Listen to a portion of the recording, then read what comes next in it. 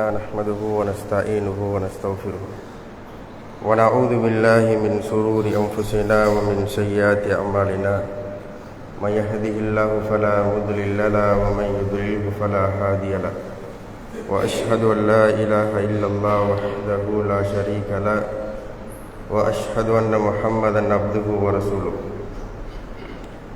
قال الله تعالى في القرآن الكريم: أعوذ بالله من الشيطان الرجيم.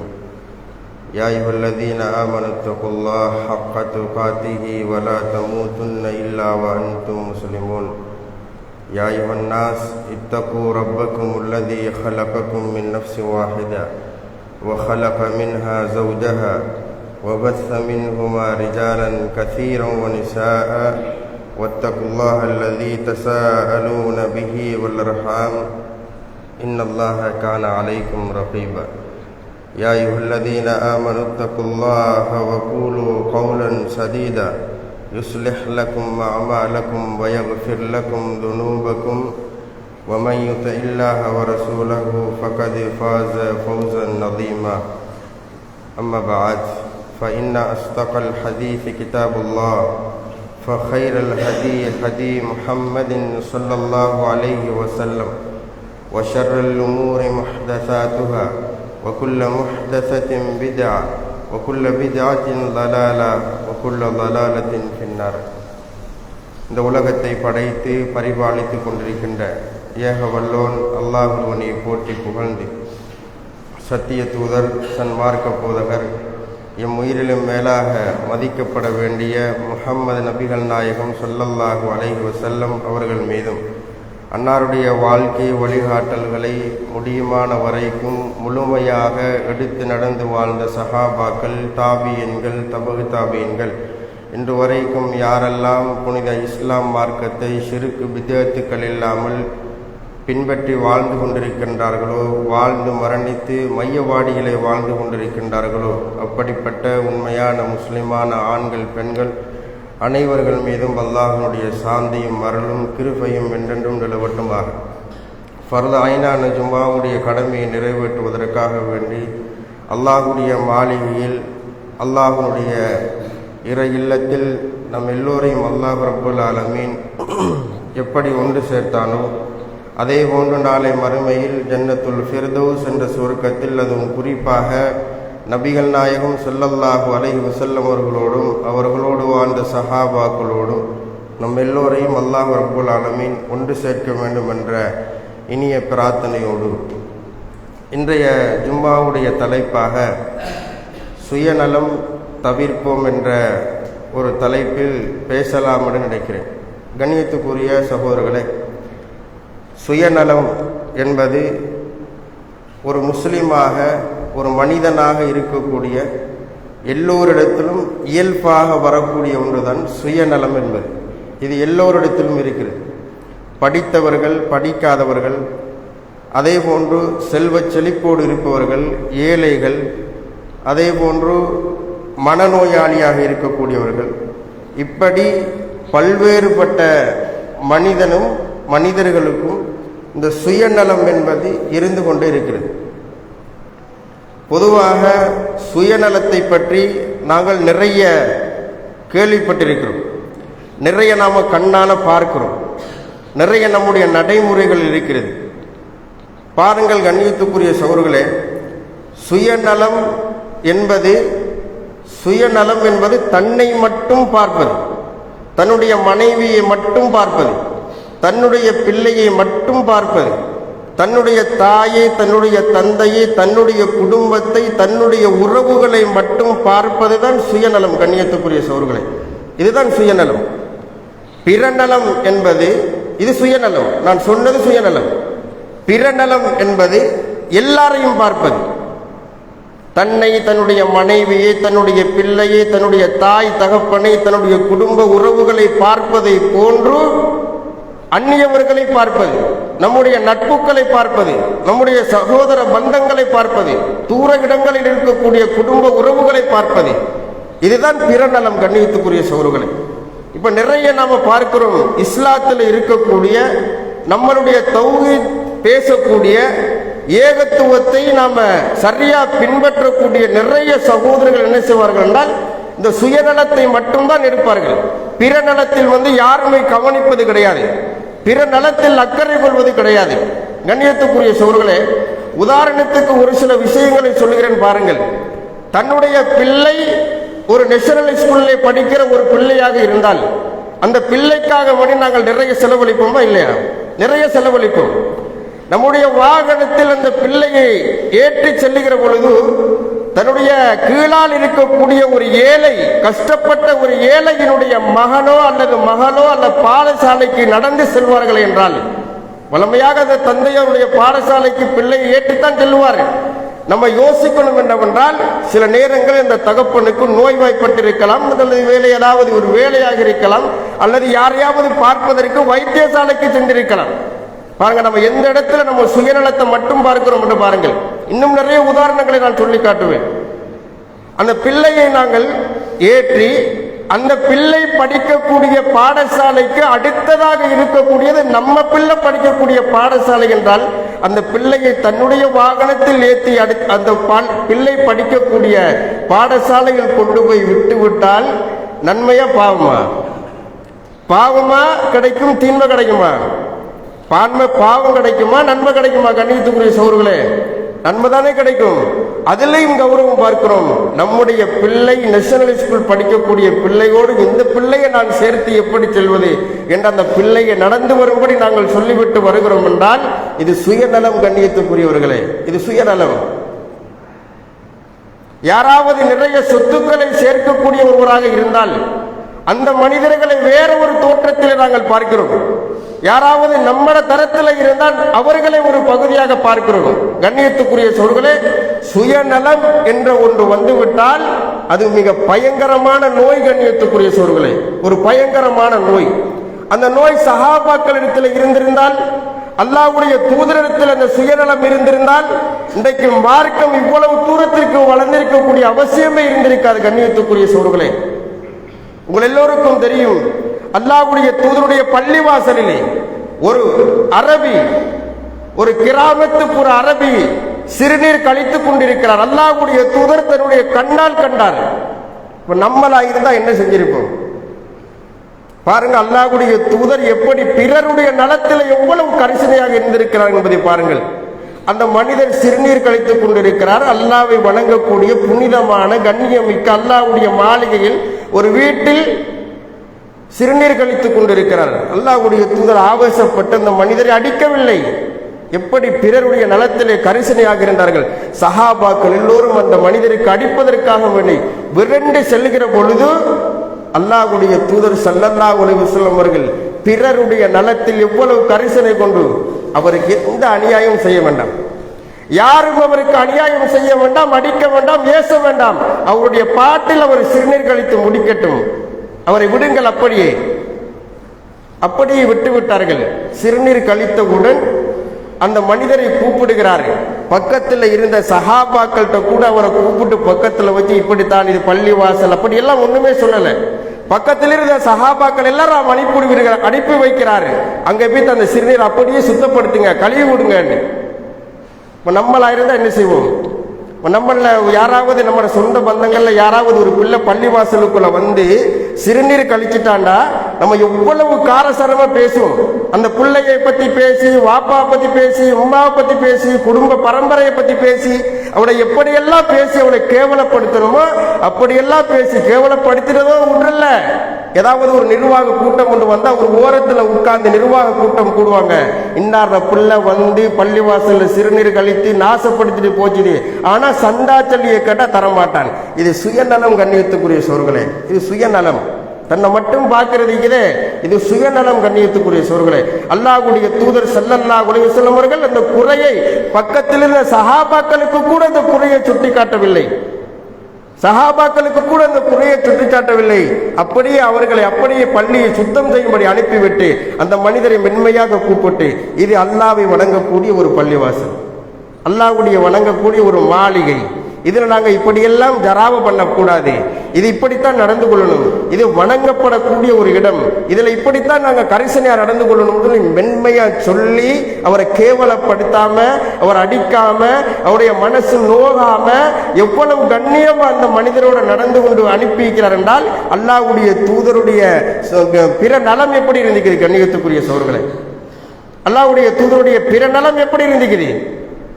இப்படித்தான் அல்லாஹ்வுடைய தூதர் ஸல்லல்லாஹு அலைஹி வஸல்லம் அவர்கள் அபூபக்கர் சித்திக் ரலியல்லாஹு அன்ஹு அவர்கள் எப்படி அல்லாஹ்வுடைய அபூபக்கர் சித்திக் ரலியல்லாஹு அன்ஹு அவர்கள் அதாவது மார்க்கத்திற்காக வேண்டி சுயநலம் இல்லாமல் பிற நலத்தில் எப்படி அக்கறை செலுத்தியிருக்கிறார் என்பதை பாருங்கள். போருக்காக வேண்டி எல்லாரும் அவங்களுடைய சொத்துக்களை, அவங்களுடைய பணங்களை அல்லது அவர்களிடத்தில் இருக்கக்கூடிய ஆயுதங்களை எல்லாம் கொண்டு தருங்கள் என்று அல்லாஹ்வுடைய தூதர் ஸல்லல்லாஹு அலைஹி வஸல்லம் அவர்கள் கட்டளையிட்டார்கள். அபூபக்கர் சித்திக் ரலியல்லாஹு அன்ஹுடைய கொடை வள்ளலை பாருங்கள், எப்படி கொடை வள்ளலாக இருந்திருக்கிறார்கள் என்பதை பாருங்கள். எப்படி சுயநலத்தை மட்டும் பார்க்காமல் பிற நலத்தை மார்க்கத்திற்காக வேண்டி எவ்வளவு நலவை நாடி இருக்கிறார் என்பதை பாருங்கள். அவ்வளவு சொத்துக்களையும் அபூபக்கர் சித்திக் ரலியல்லாஹு அன்ஹு கொண்டு வந்து சேர்த்து விட்டார். அல்லாஹ்வுடைய தூதர் இரக்கம் உள்ளவர். அபூபக்கர் சித்திக் ரலியல்லாஹு அன்ஹு மிக நெருங்கிய உறவை வைத்திருந்தவர். அல்லாஹ்வுடைய தூதர், அபூபக்கரே, உங்களுடைய வீட்டிலே இருக்கக்கூடிய அத்தனையுமே நீங்கள் கொண்டு வந்து விட்டால் எங்க வீட்டில் எது இருக்குது? சாப்பிடுவதற்கு, உண்ணுவதற்கு, ஏதாவது உங்களுடைய சொத்துக்கள் என்று சொல்வதற்கு ஏதாவது இருக்குதா என்று சொல்லி கேட்கிறார். அபூபக்கர் சித்திக் ரலியல்லாஹு அன்ஹு அவர்கள் சொன்ன வார்த்தை என்ன தெரியுமா? கண்ணியத்துக்குரிய சோர்களே, பிற நலம். பிற நலம் என்ன சொன்னார்கள்? அபூபக்கர் சித்திக் ரலியல்லாஹு அவர்கள் அல்லாஹ்வையும் அல்லாஹ்வுடைய தூதரையும் தன்னுடைய வீட்டிலே விட்டு விட்டு வந்திருக்கிறேன் என்று சொன்னார்கள். கண்ணியத்துக்குரிய சோர்களே, இதுதான் மார்க்கத்திற்காக நம்ம செய்கிற நலம் சகோதரர்களே, இதுதான் மார்க்கத்திற்காக செய்கிற நலம். இப்ப இன்னும் ஒரு விஷயம் சொல்லுகிறோம் பாருங்க. நம்ம ஊர்ல நடக்கக்கூடிய ஒரு முக்கியமான ஒரு விஷயம்தான் சில நேரங்கள் பாடசாலைகளில் அல்லது எங்கேயாவது ஒரு விழாக்களில் அல்லது நம்முடைய பள்ளிவாசலில் கூட சில நேரங்களில் அந்த சம்பவங்கள் நடக்கலாம். நேர காலத்தோடு பள்ளிவாசலுக்குள் வருகிறவர்கள், லேட்டாகி பள்ளிவாசலுக்குள் வரக்கூடிய சகோதரர்களும் இருக்கத்தான் செய்கிறார்கள். அப்படியா இல்லையா? இருக்கிறார்கள். நேரத்தோடு வருகிறவர்கள் இருக்கிறார்கள், லேட்டாகி வரக்கூடிய, தாமதமாகி வரக்கூடிய சகோதரர்களும் இருக்கிறார்கள். நேர காலத்தோடு வரக்கூடிய சகோதரர்கள் தன்னுடைய பாதணிகளை முன்னாலே கலட்டி அப்படியே பள்ளிவாசலுக்குள் வந்து விடுவார்கள். வாகனத்தை அப்படியே முன்னால் நிறுத்தி பள்ளிவாசலுக்குள் வந்து விடுவார்கள். நேர காலத்தோடு வரக்கூடிய சகோதரர்கள் நேர காலத்தோடு வந்து பயானை கேட்டு, இஸ்திக்பார் செஞ்சு, துவா கேட்டு, பள்ளிவாசலில் இருந்து பாவ மன்னிப்பெல்லாம் கேட்டு பள்ளிவாசலை விட்டு வெளியே கிளம்பி போனால் தன் செருப்பு ஒரு திசையில் இருக்கும். தன் அடுத்த மனிதனுடைய தன்னுடைய வாகனம் முன்னால் ஒரு ஓரத்தில் தள்ளப்பட்டிருக்கும், எடுக்க முடியாத அளவுக்கு தள்ளப்பட்டிருக்கும். கண்ணியத்துக்குரிய சோர்களே, சுயநலம். கண்ணியத்துக்குரியவர்களே, இதெல்லாம் சுயநலம். பின்னால வரக்கூடிய சகோதரர் தொழுது முடிஞ்சு பயானு கேட்டிருக்க மாட்டாரு, அவருடைய தொழுகை ஏற்றுக்கொள்ளப்பட்டிருக்குமா மாட்டாதுன்னு தெரியாது. அப்படி வந்து தொழுது அவசரமா தொழுதுட்டு இந்த மனுஷரை இப்படித்தான் நம்ம பழி வாங்கணும். சில முன்பின் கோபங்கள் இருக்கக்கூடிய சகோதரர்களுடைய வாகனத்துக்கு பின்னாலேயே சில சகோதரர்கள் செய்வார்கள், தன்னுடைய வாகனத்தை வைத்து விட்டு வருவார்கள். இப்படியெல்லாம் நம்முடைய ஊர்களை நடக்குது சகோதரர்களே. இதெல்லாம் சுயநலம். இதெல்லாம் சுயநலத்தை மட்டும்தான் பார்க்கிறோமே தவிர பிற நலத்தை நாங்கள் பார்ப்பது கிடையாது. எல்லாவற்றிலும் தான் சாப்பிடக்கூடிய உணவுகளில் கூட பக்கத்து வீட்டுக்காரன் கஷ்டத்தோடு இருப்பான், பக்கத்து வீட்டுக்காரன் ஒரு ஏழையாக இருப்பான், பக்கத்து வீட்டுக்காரன் ஒரு அண்டண்டைக்கு தேடி தின்னக்கூடிய ஒரு கூலி வேலை செய்யக்கூடியவனாக இருப்பான். பக்கத்து வீட்டுக்காரனை பார்ப்பது கிடையாது. நம்முடைய வீட்டில் தாராளமாக உணவுகளை உண்டு கொண்டிருப்போம். அல்லாஹ்வுடைய தூதருக்கு ஒரு குர்ஆன் வசனம் விளங்குகிறது பாருங்கள். இந்த சம்பவம் போதும் கண்ணியத்துக்குரியவர்களே, எப்படி சஹாபாக்கள் பிற நலத்தோடு எப்படி வாழ்ந்திருக்கிறார்கள் என்பதை பாருங்கள். இந்த சம்பவம் போதும் கண்ணியத்துக்குரிய சோர்களே. அபூ தல்ஹா நம்ம எல்லோருக்கும் தெரியும். பெரிய ஒரு கோடீஸ்வரர். கண்ணியத்துக்குரிய சோர்களே, பெரிய ஒரு கோடீஸ்வரர். அல்லாஹ்வுடைய தூதர் ஸல்லல்லாஹு அலைஹி வஸல்லம் அவர்களுக்கு ஒரு குர்ஆன் வசனம் இருக்கிறது. லன் தனாலுல் பிர் ஹத்தா துன்ஃபிகு மிம்மா துஹிப்பூன். நீங்கள் விரும்பக்கூடிய ஒரு பொருளை அல்லாஹ்வுடைய பாதையில் நீங்கள் தர்மம் செய்யாத வரைக்கும் நீங்கள் உண்மையான முஸ்லிமாக ஆக முடியாது என்ற ஒரு குர்ஆன் வசனம் இருக்குது. கண்ணியத்துக்குரிய சகோதரர்களே, இப்போ யாராவது நம்மகிட்ட ஒரு ஆடை கேட்டு அல்லது ஏதாவது நம்மகிட்ட ஒரு ஹதியா கேட்டு நம்மகிட்ட யாராவது ஏதாவது ஒரு பொருளை கேட்டு வரக்கூடிய சகோதரர்களாக இருந்தால் நம்ம என்ன செய்வோம்? நம்மளோட சிச்சுவேஷன்ல இருந்து நான் சொல்றேன், நம்மளா இருந்தா என்ன செய்வோம்? நம்மகிட்ட இருக்கிற எது கழிவோ, எது அசிங்கமோ, எது போட முடியாமல் ஃபிட்டாக இருக்குதோ, எதை நாங்க கழிவாக தூக்கி எரிய போகிறோமோ அந்த பொருளை அந்த மனிதருக்கு கொடுத்து தான் அனுப்புவோம். இதுதான் நம்மட ஊர் வளமை. அதாவது நம்ம ஒவ்வொருத்தருடைய வளமை அப்படித்தான். நானும் தான், நீங்களும் தான், எல்லாரும் அப்படித்தான் செய்வோம். ஆனால் கண்ணியத்துக்குரிய சகோதரர்களே, சஹாபாக்கள் இந்த குர்ஆன் வசனத்தை கேட்ட உடனேயே ரொம்ப பெரிய கோடீஸ்வரராக இருந்த அபூ தல்ஹா ரலியல்லாஹு அன்ஹு அல்லாஹ்வுடைய தூதரிடத்தில் ஓடோடி வருகிறார். வந்து சொல்லுகிறார், கண்ணியத்துக்குரிய சகோதரர்களே, அல்லாஹ்வுடைய தூதரே, இப்படி ஒரு குர்ஆன் வசனம் இறங்கப்பட்டிருக்கிறது. ஒருவேளை அது எனக்காக வேண்டி இறங்கப்பட்டு விட்டதோ என்று நான் அச்சப்படுகிறேன், பயப்படுகிறேன். நான் விரும்பக்கூடிய, நீங்கள் ஓய்வெடுக்கக்கூடிய ஒரு தோட்டம் இருக்கிறது, பைரகா என்ற தோட்டம்.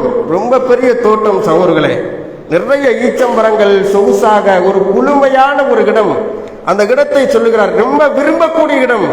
ஏன் அல்லாஹ்வுடைய தூதரை, நீங்களும் விரும்பக்கூடிய இடம் தானே, அதை நான் அல்லாஹ்வுடைய பாதையிலே தர்மம் செய்ய போகிறேன்னு சொன்ன. யாராவது நம்ம செய்வோமா? கண்ணியத்துக்குரிய சகோதரர்களே, ஒரு 2 மாசத்துக்கு முன்னால நம்ம எல்லாரும் தன்னுடைய கண்களால பார்த்த காட்சிகள் தான்.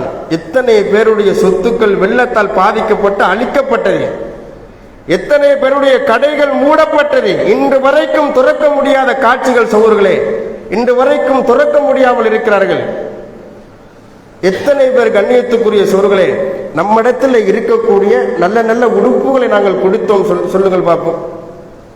நம்ம நல்ல நல்ல உடுப்புகளை நம்ம யாரு கொடுத்திருக்கிறோம்? சொல்லுங்க பார்ப்போம். கண்ணியத்துக்குரிய சகோதரர்களே, யாருமே கொடுக்கல. தன்னை மட்டும்தான் பார்க்கிறோம். நான் தின்னுட்டு குடிச்சிட்டு நிம்மதியாக இருந்தா போதும். மார்க்கம் அப்படி சொல்லவில்லை. நீங்களும் தின்னத்தான் வேண்டும், நீங்களும் குடிக்கத்தான் வேண்டும், நீங்களும் அழகான ஆடைகள் உடுத்தத்தான் வேண்டும். ஆனாலும் பிறர்களையும் அப்படி பார்க்க வேண்டும். அப்படித்தானே மார்க்கம் சொல்லுகிறது. யுஸிரூன அலா அன்ஃபுஸிஹிம், அல்லாஹ் தஆலா குர்ஆனில் சொல்கிறான், வயுஸிரூன அலா அன்ஃபுஸிஹிம் வலவ் ஹாஸத்தம் வலவ் கான பிஹிம் ஹாஸா என்று வரக்கூடிய ஒரு குர்ஆன் வசனத்திலே முஹாஜிர்கள் அன்சாரிகளை பற்றி அல்லாஹ்வுடைய தூதர் ஸல்லல்லாஹு அலைஹி வஸல்லம் அறிவிக்கக்கூடிய ஒரு செய்தி. கண்ணியத்துக்குரிய சகோதரர்களே, அன்சாரிகள் இருக்கிறார்கள், முஹாஜிர்கள் எல்லாம் மக்காவில் இருந்து மதீனாவுக்கு வருகிறார்கள். ரொம்ப கஷ்டத்தோடு வருகிறார்கள். அன்சாரிகள் என்ன தெரியுமா செய்தார்கள்? கண்ணியத்துக்குரிய சகோதரர்களே, அன்சாரிகள் செய்த வேலை, தன்னிடத்தில் இருக்கக்கூடிய சொத்துக்கள் அப்படி 2ஆ பிரிச்சாங்க. கண்ணியத்துக்குரிய சகோதரர்களே, 2ஆ பிரிச்சாங்க. ஒரு பகுதி அவங்களுக்கு, ஒரு பகுதி இவங்களுக்கு. 2 மனைவிகளை வைத்திருந்தவர்கள் ஒன்றை தலாக் சொல்லிவிட்டு இந்திய அன்னாருக்கு, இது இவருக்கு. 2 வீடுகள் வைத்திருந்தவர்கள், ஒரு வீடு இவர்களுக்கு, ஒரு வீடு அவர்களுக்கு பகிர்ந்து கொடுத்தார்கள். இப்படியான மனசு நமக்கு வருமா? கண்ணியத்துக்குரிய சகோதரர்களே, இப்படியான மனசு நமக்கு வருமா? கண்ணியத்துக்குரிய சகோதரர்களே, சுயநலம் என்று நம்மளை மட்டும்தான் பார்க்கிறோம். இன்றைக்கு குடும்பங்கள் நடக்கிற பிரச்சனைகள் என்றால், திருமணம் முடிச்சு மனைவி பேச்சை நம்ம எல்லாரும் கேட்கிறது, மனைவி பேச்சுக்களை எல்லாரும் கேட்கிறது. தண்ட தங்கச்சி மகளுக்கு ஏதாவது ஒரு பொருள், உங்கள வீடுகளில் நடக்கின்ற காட்சிகளை தான் நான் சொல்லுகிறேன். தனக்கு இருக்கக்கூடிய தங்கச்சியினுடைய மகனோ யாருக்காவது நம்ம ஒரு பயணங்கள் பெய்து வருகிற பொழுது ஏதாவது ஒரு பொருளை வாங்கிட்டு போனா சில மனைவிமார்கள் கடுக்கடுப்போட பார்ப்பாங்க. உங்களுக்கே தேவையில்லாத வேலை, நீங்க இதை எடுத்துட்டு போறீங்க, நீங்க இதை கொண்டு போய் அவங்களுக்கு கொடுக்கணும். அவங்க ஏதாவது நம்மட பிள்ளைக்கு தந்திருக்கிறாங்களா? அவங்க ஏதாவது எனக்கு தந்திருக்கிறாங்களா? அவங்க ஏதாவது நமக்கு தந்திருக்கிறாங்களா? அப்படின்னு சொல்லி நம்ம என்ன செய்வோம்? சுயநலத்தை மட்டும்தான் பார்ப்போம். நம்மளும் தான் சில நேரங்கள்ல நம்மட மனைவிமார் ஏதாவது ஒரு பொருளை அவங்களுடைய வீடுகளுக்கு கொண்டு போய் சேர்க்கும் பொழுது நம்முடைய மனசு சொல்லும், அவங்களால ஒன்றும் கிடைக்காத சொத்து நமக்கணத்துக்கு நம்ம ஏன் கொண்டு போகணும். சில நேரங்கள் அப்படியான ஒரு சில கடுகடுப்புகள் வரும், சில வாய்த்தர்க்கங்கள் வரும். அந்த வாய்த்தர்க்கங்கள் சில நேரங்கள் வேறு வகையான பிரச்சனைகளுக்கு கொண்டு போய் சேர்க்கும். கண்ணியத்துக்குரிய சகோதரர்களே, இதெல்லாம் சுயநலத்தோடு வாழக்கூடியவர்கள், இதெல்லாம் சுயநலம். கண்ணியத்துக்குரியவர்களை, சுயநலம் இல்லாத மனிதர்களாக நாம் வாழ்ந்தால் நிச்சயமாக அல்லாஹ் தஆலா நம்ம எல்லோருக்கும் வெற்றியை தருவான். என்று சொல்லக்கூடிய அல்லாஹ் தஆலா சொல்லுகிறான், ஒரு வசனத்திலே சொல்லுகிறான், தன்னுடைய எல்லா விஷயத்திலும் தன்னை மட்டும்தான் பார்க்கிறான், தன்னை மட்டும்தான் பார்க்கிறான், வேற யாரையும் பார்க்க மாட்டான். தன்னை மட்டும் பார்த்துட்டு இருக்கக்கூடாது, அடுத்தாக்களையும் பார்க்கணும். அவனுக்கு என்ன தேவை கேட்கணும். யாராவது கஷ்டப்பட்டவர்கள் இருப்பார்கள், உங்களுடைய வீடுகளில் உங்களுடைய ஊர்களில் கஷ்டப்பட்டவர்கள் இருப்பார்கள். இன்னைக்கு நம்மளோட பள்ளிவாசல் நிர்வாகத்துக்குள்ள சில பிரச்சனைகள் வரக்கூடிய முக்கியமான காரணங்கள் இதுவாகத்தான் இருக்கும். ஏனென்றால் உள்ளவனுக்கு சாமான் போகும், இல்லாதவனுக்கு போகாது. சில நேரங்கள்ல உள்ளவனாக இருந்தால் நிர்வாகத்தில் யாருக்காவது தெரிஞ்சவனாக இருக்கும், அல்லது சொந்த பந்தங்களாக இருப்பான். அங்கேயும் பாருங்க சுயநலம் மட்டும்தான் பார்க்கப்படுகிறது. கண்ணியத்துக்குரிய சோர்களே, அங்கேயும் சுயநலம் மட்டும்தான். நிறைய பள்ளிவாசல்களில் நிர்வாக பிரச்சனை வரக்கூடியவர்களுக்கு இதுதான் காரணம். நிர்வாக பிரச்சனை வருவதற்கு காரணமே தன்னுடைய வாசியை மட்டும்தான் பார்ப்பது, தன்னுடைய குடும்பத்தை மட்டும்தான் பார்ப்பது. தன்னுடைய குடும்பத்தில் யாராவது அவனுக்கு நல்லா சம்பாதிக்க இயலும், தின்னுட்டு குடிச்சு நல்ல அழகா இருக்கலும், அவங்களுக்கு சில பொருட்கள் போகும். அதை விட கீழ்மட்டத்தில் இருக்கக்கூடியவர்களுக்கு ஒரு சில பொருட்கள் போகாமல் இருக்கும். எனவே கண்ணியத்துக்குரிய சோர்களே, சுயநலம் என்பது அல்லாஹ்வும் அல்லாஹ்வுடைய தூதரும் தடுத்த ஒன்று. பிற நலத்தோடு வாழச் சொன்ன இஸ்லாம் மார்க்கத்தில் நாங்கள் இருக்கிறோம். பிற நலத்தோடு வாழக்கூடிய நல்ல உள்ளங்கள் படைத்த ஒவ்வொரு முஸ்லிம்களையும் அல்லாஹ் தஆலா சுயநலம் இல்லாமல் பிறநலத்தோடு வாழக்கூடிய பாக்கியத்தை அல்லாஹ் ரப்பல் ஆலமீன் நம் எல்லோருக்கும் தந்தருள் பாலிப்பானாக. அக்கூலி கௌலி ஹாதா வஸ்தக்ஃபிரூஹு இன்னஹு ஹுவல் கஃபூருர் ரஹீம்.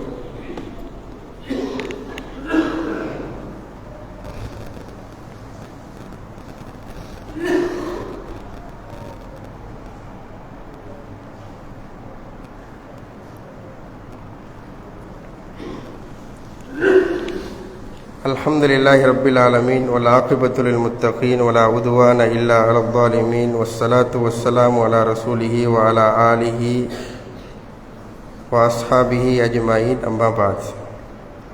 கண்ணியத்துக்குரிய சகோதரர்களே, சுயநலம் இல்லாமல் பிற நலத்தோடு வாழ வேண்டும் என்பது சம்பந்தமாக ஒரு சில விஷயங்களை பார்த்தோம்.